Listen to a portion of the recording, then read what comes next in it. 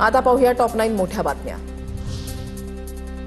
शरद पवारांवर पुण्यामधल्या ruby hall रुग्णालयामध्ये उपचार, छातीमध्ये कफ झाल्यानं 5 दिवस अँटीबायोटिक्स दिले जाणार, सिटी स्कॅनसह इतर तपासण्या केल्याची माहिती।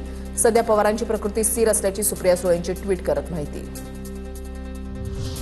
बाळासाहेबांच्या स्मारकामध्ये एआयचा वापर नको, स्मारकामध्ये जे काही असेल ते सर्व ओरिजिनल हवं, उद्धव ठाकरेंच्या स्मारक समितीला सूचना। नागपुरात मेट्रोचा तिसरा टप्पा लवकरच सुरू होणार, केंद्रीय मंत्री नितीन गडकरींची मोठी घोषणा। तिसऱ्या टप्प्यामध्ये सीताबर्डी ते कोराडी असा 11.5 किलोमीटर मार्गाचा समावेश असेल।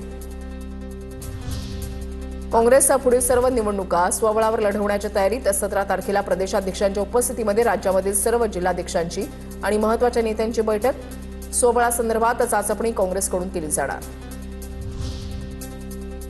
तानाजी सावंत आणि आमचं राजकारण एकमेकांवर अवलंबून नाही, शिवाजीराव सावंतांची तानाजी सावंतांवर टीका। शिवाजीराव सावंतांचे पुत्र पृथ्वीराज सावंत सोलापूर जिल्हा परिषदेमध्ये विजयी। पत्नीच्या विजय मिरवणुकीमध्ये भाजप नेते संग्राम थोपटेंचा भन्नाट डान्स। थोपटेंच्या पत्नी स्वरूपा थोपटे जिल्हा परिषदेच्या उतरवली कारी गटातून विजयी। भोरमध्ये भाजपच्या कार्यकर्त्यांकडून जोरदार जल्लोष करत विजयी मिरवणूक। छत्रपती संभाजीनगर महानगरपालिकेमध्ये आज महापौर निवड होणार। महापौर पदासाठी भाजपचे समीर राजूरकर आणि एमआयएमच्या अशोक हिवराळेंमध्ये लढत। उपमहापौर पदासाठी शिवसेनेचे राजेंद्र जंजाळ आणि एमआयएमचे मोहम्मद बसीम अहमद आमने सामने।